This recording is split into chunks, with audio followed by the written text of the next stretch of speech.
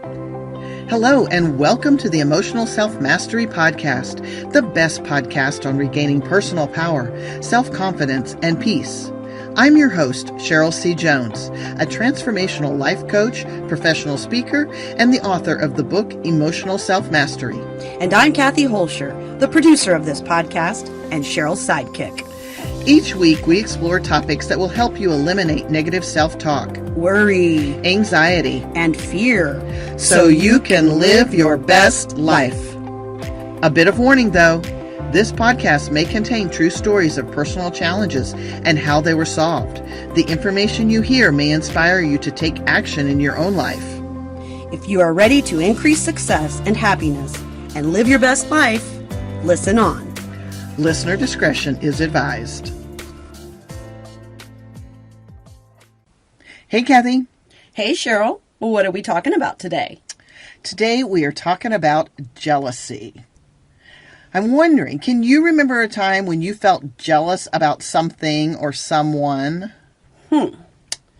Oh, I think I could probably come up with a time that happened, yes. Would you be willing to share your story? Yeah, I'm thinking right now about a time back when I was a jealous fool. When I first started dating my husband, way back when, I had just come out of a really negative relationship where I'd been cheated on a lot. As a result, I was distrustful in my new relationship. I think you can understand that. Definitely. I'm not proud to admit this, but I followed my now husband to be sure he was where he said he was going, drove past his house to see if there were any other cars there, and listened to his messages whenever I could. What? I'm serious. I know. It took me like 2 years to really fully trust again, and my poor husband had to suffer for the mistakes of this other man.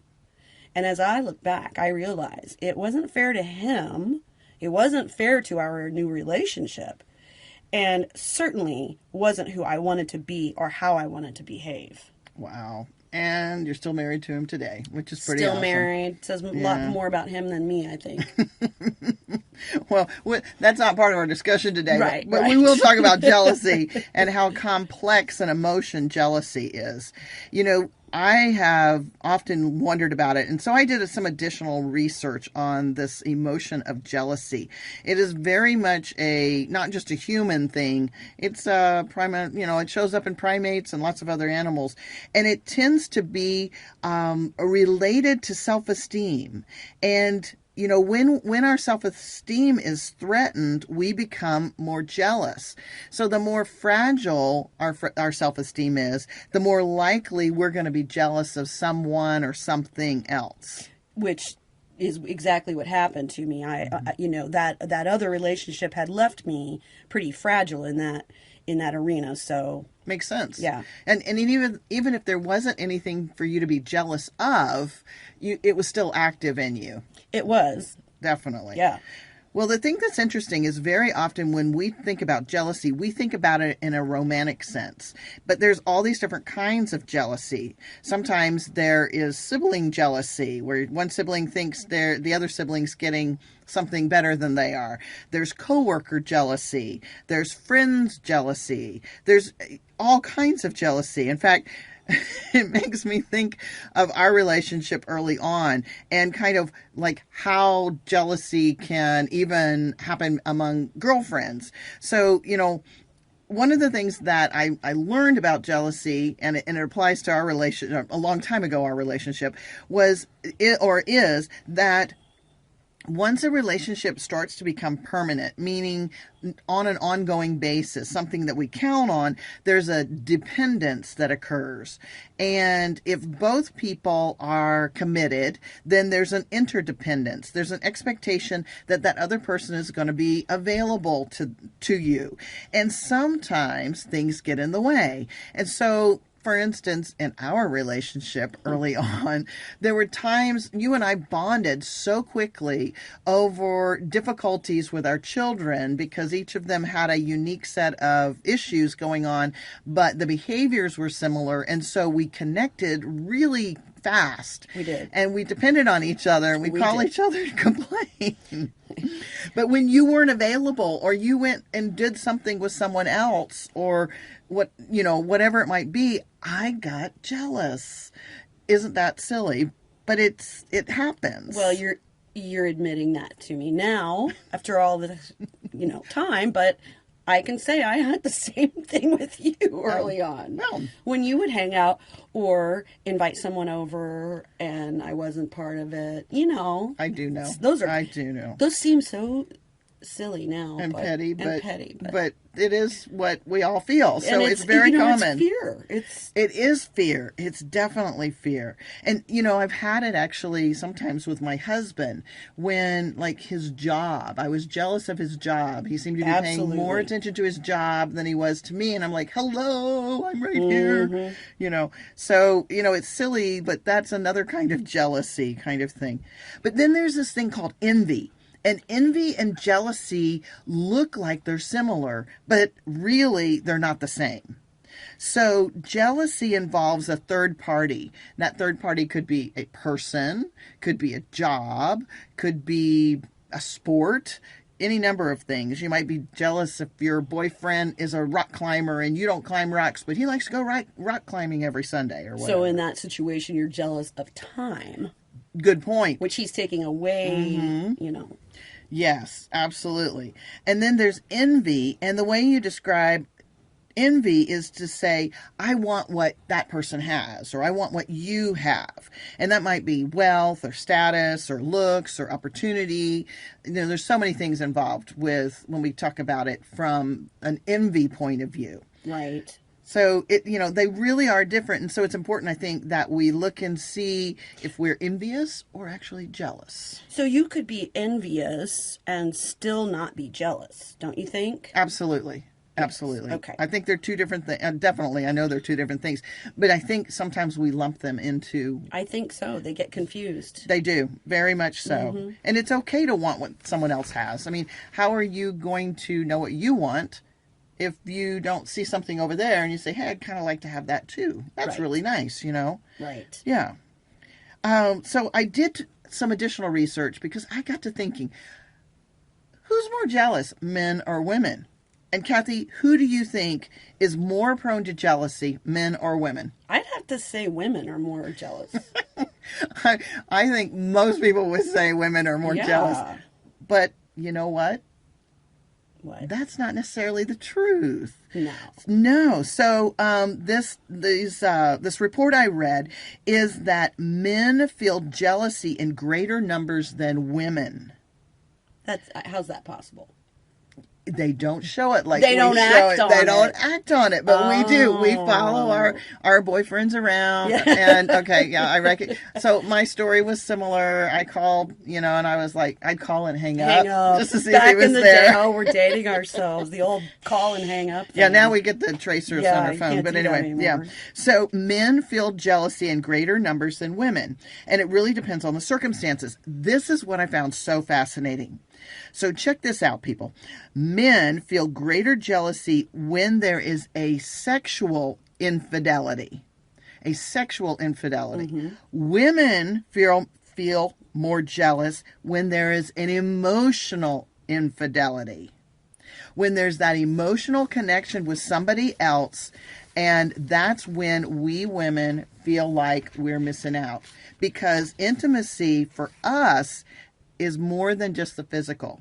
Intimacy for women is the emotional connection we feel with someone. And so, so when, your significant other has an emotional attachment to another love interest, you may have a problem.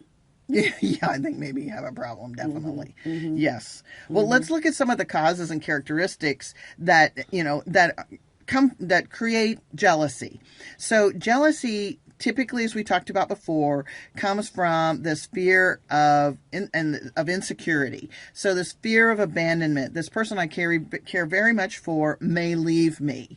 And, that's traumatic. I mean, yes. I've felt that many times. I'm sure many of us have. So that's that abandonment feeling, which I think is probably innate in all of us, just like not feeling that we're always not always feeling that we're good enough kind of thing. That's always within us too. Then the second contributor is not feeling valued or feeling unimportant to your love interest or just even a friend. It doesn't even have to be, your love interest. So there's that feeling of, well, it stems from low self-esteem, but it shows up like we're not valued.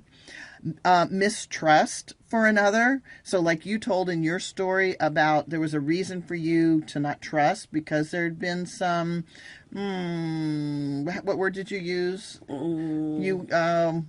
What did I say? Oh, well. Well, there was a reason for you to be distrustful because he cheated on you, correct? Yes, he did. Okay, so it's that kind of thing, the mistrust, yeah. So that also ties into your past experiences of deception. I think it was, the deception just, and, to this day, I don't like it when people are deceptive. It's, I guess that's an old trigger. Huh. Well, it's important to know. I should read a book about that. Maybe you could read a book about that. Hey, maybe I could help you. That being said, we won't do it during this podcast. Right, I'll wait. Then there's just general anxiety. We all have general anxiety to one degree or another, and it changes daily depending on what's going on in our lives. Which is tied back to that insecurity, fear of abandonment. It's that, why some of us controllers, me included, are trying to control everything so that bad things don't happen. And, that's jealousy that's a fertile ground for jealousy to occur. Well, what do you think about how the role that social media plays in creating jealousy? Because you've heard the fear of missing out, the FOMO acronym. So, how do you think social media plays a role? I think social media is devastating, honestly. And because we spend so much time watching other people's lives, and we think their lives are just wonderful and glamorous and exciting, and then we sit there and compare our lives to their lives when in reality we are getting a snippet, a molecule of that person's life, and that person is only putting on social media what they want you to see. So if they're looking beautiful, or if there's some fancy event or whatever it may be, you think, wow, I wish I was there, and comes back to fear of missing out, right? And it just feels like, oh, I don't really measure up. I didn't get to go to the big event, or I didn't get to do this or that. That reminds me of when my kids were in school, and their friends would go away for a fabulous spring break trip that we weren't taking. And then we would see it all over social media, and see, Mom, we're missing out. Yeah. Absolutely. Well, and those are all really false perceptions, because if you were to actually have gone with that family and been a fly on the wall or a bug or, whatever, and watched, you probably would have seen family bickering, people not working well with one another, people not wanting to hang out with one another. Oh, but the sunsets were gorgeous and the snow was wonderful and piled high and deep, as other things happened to come in piled high and deep. But anyway, so it's all false perceptions. Other people's lives really aren't that magnificent, but we think ours don't measure up, and it's unfortunate because they really aren't that. Maybe they are, but maybe they are, but maybe they aren't, and that's the point. I think that's a greater chance. So one of the things that I thought was fascinating is that, and I read this because I wouldn't have thought to even talk about it, but jealousy has a purpose. It is important. And you're like, what? Yeah. Okay, you'll have to explain that one. Definitely. So the thing about jealousy is that it's an emotion you don't want to suppress. You don't want to ignore it and just pretend like it's not there. It's an emotion to be heeded and paid attention to. It signals that a relationship that's valuable to you is in jeopardy, and it needs some kind of attention to bring it back online. It needs something. it needs some time spent on it, or awareness around it. And the thing about jealousy, because it's saying, hello, you're not paying attention to this relationship, it helps preserve our social bonds and keeps us connected emotionally. Well, I didn't think you could do it, but you did. You did. That totally makes sense. It's that is just resonating. It signals that a valued relationship is in jeopardy and needs attention. Yeah. That's pretty powerful, actually, when you think of it in those terms. Well, and maybe you've had this experience, and maybe many of our listeners have had this experience where your significant other, whoever that other person is that's very important to you, starts having, it appears that they're starting to have this like distant reaction towards you. Like they're not really in relationship with you. And then they start doing things without you. And you're like, well, hello. Maybe I wanted to go to that movie too, or maybe I wanted to go to that whatever too. Maybe I wanted to go for a walk, but you didn't bother to invite me. And you're like, what is going on here? And so then jealousy starts welling up because you're feeling insecure. And it says what that's really trying to tell you is that, hey, you need to check in. You need to get back in connection. You need to do something to reconnect, reassociate with that person. You know, it sounds a little bit like there might be some science involved there. Yes, and there's some chemistry. Definitely. So one of the things that we want to think about or be aware of is the biochemistry of jealousy. So what happens in your body when you're feeling jealous? So first of all, some of these things happen in your mind, and it says, well, why is he or she paying more attention to so-and-so or this item or this event more so than they are to me? And what happens is there's a chemical reaction that takes place. And in your body, we have hormones, and then we have cells, and those cells have receptors. When you start feeling those feelings of jealousy, hormones are released, and those hormones are surging throughout your body, racing through your body, looking for receptors to bond with. Now, once they hook up with the appropriate receptor, the two together then release another chemical. And that starts a whole another chain reaction, which then adds additional things to what you're feeling. So all of a sudden you're feeling much lower vibrations, and you're feeling hurt and anger and sadness and worry and even more insecure. And then you start making more stuff up in your mind to make that make sense. Makes sense. So the chemical reactions in your body that take place are really, unfortunately, furthering you down the road of jealousy, not bringing you up out of it. And you know, it's funny because as you're talking about that, and I'm reliving that jealousy of my relationship early on, in my mind, I can literally feel those feelings in my body. You know, as my stomach would hurt, my head would be fuzzy. Mm-hmm. Yeah. It's a real derailer. It's honestly. a derailer. But yeah. So what can we do if we're jealous? I mean, what are some things we can do about feeling jealous? Well, one of the things we can do is just recognize what we're doing. Take a time out and say, okay, what is really going on under the surface here? So if I know that this jealousy is anchored in insecurity, what am I feeling insecure about? That insecurity could be, I'm starting something new and I don't know if it's going to work, or it could be that there's a report due and I'm not sure if I'm doing a really good job of it.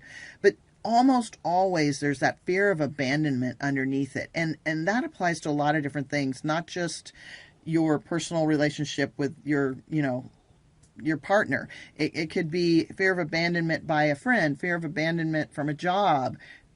It's just everywhere. That applies to so many things. So you need to reassure yourself that you're okay and look to see what's underneath the surface. So that's the first one. Take a time out. The second one is accept that you're feeling jealous. I mean, just accept that feeling. Don't make yourself wrong or judge yourself, because it happens to all of us. It is a human condition. And I get mad at myself for it. So, Do you? So you're saying accept it, huh? I'm saying accept it. It doesn't mean you have to live with it, because you can take some action. But recognizing it and then accepting, this is how I feel right now. Okay.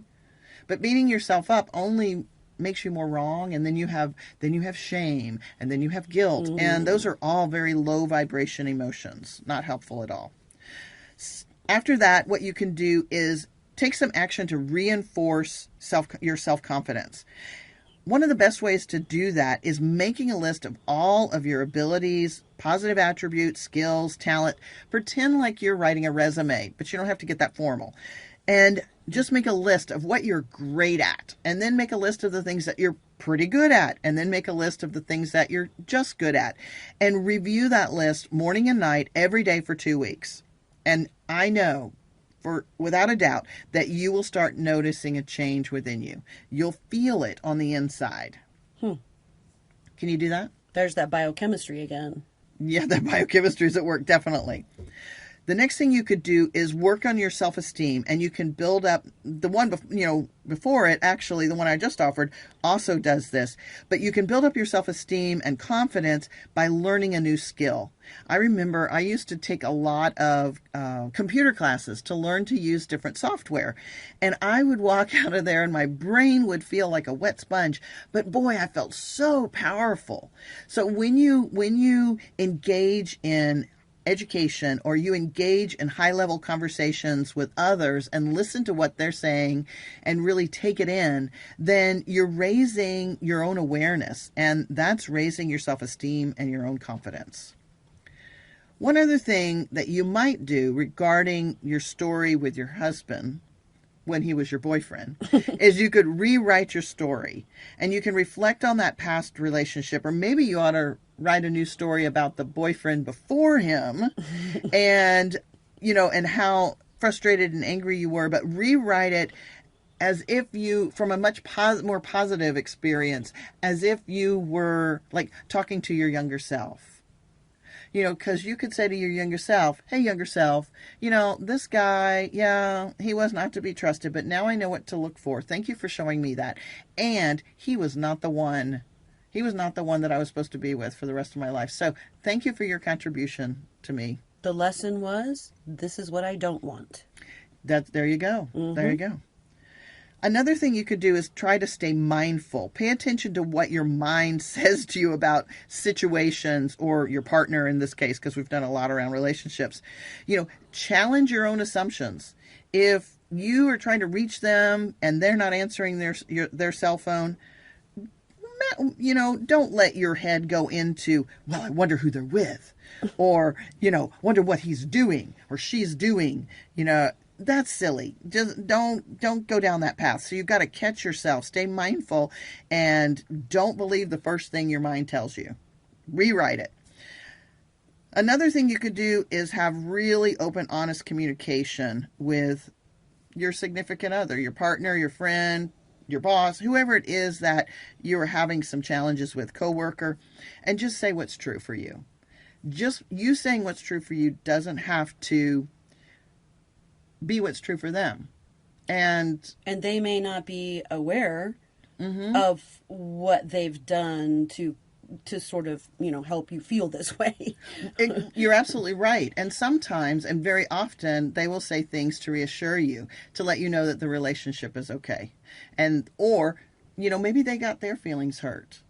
True. Somehow. And you had no clue, but now they're pulling away. But as soon as you say, hey, I'm concerned because I don't feel like we're as connected as we used to be. Is there something going on? Then there's an opportunity for open dialogue. Yes. Super important. Mm-hmm. And I think the last thing I could suggest is practice gratitude. Make a list of all the things you're grateful for, and remind yourself about all the wonderful things that you do have. That you have a house maybe to live in, and that you have transportation, and you have food on the table. There are so many things. Oh, you get to listen to this podcast. Yes. Yeah. So be aware and thankful for all the things that you're grateful for. Yeah. That's a good one. Yeah. I think that about wraps it up for the topic of jealousy. We could certainly spend a lot more time on the subject. There's plenty of information, but I think that'll do it for today. We do hope that we've given you a new way to look at the topic of jealousy and a few ways that you might deal with it. If you'd like some personal help clearing the emotion of jealousy from your everyday experience, feel free to reach out to me. I have special rates for my listeners. You'll find that information in the show notes. One last reminder before you go. I want to remind you that you can regain your personal power and self-confidence as well as your inner peace. It has always been within you. Thank you for tuning into Emotional Self-Mastery. We'll be back next week with a new topic to help you reclaim your personal power, self-confidence, and inner peace. Please be sure to subscribe to this podcast and comment on this episode. While you're at it, please share it with a friend. We invite you to join our new Facebook group, Emotional Self-Mastery Podcast. This group is for listeners of this podcast and is a forum to ask questions, exchange ideas, share appropriate content, and create a community for those who are seeking to regain their personal power, self-confidence, and inner peace. You can search for the group through our Facebook page, Simply the Best Results, or through Groups on Facebook. The direct link can be found in our show notes. To receive a full recap of this week's content with resources and helpful hints, sign up on the first page of my website, simplythebestresults.com. If you know that you'd like to receive some special attention to help you remove the trapped emotions that have you stuck, simply schedule a laser clearing session with me using the link in the show notes or through the Facebook group, Emotional Self-Mastery Podcast. You'll find it in the About section. Listeners of this podcast receive a special discounted rate of $50 for 30 minutes of clearing.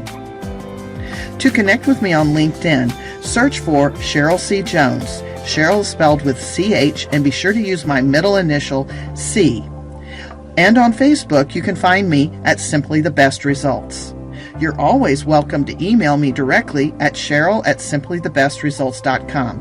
And be sure to visit my website, www.simplythebestresults.com, for more information and inspiration. This has been an Emotional Self-Mastery production. Created and hosted by Cheryl C. Jones. Edited by the amazing Brandy Hockaday. And produced and co-hosted by Kathy Holscher. New episodes are available each Thursday on Apple, Stitcher, Google, Pandora, iHeartRadio, and most other podcast platforms. Thanks for listening.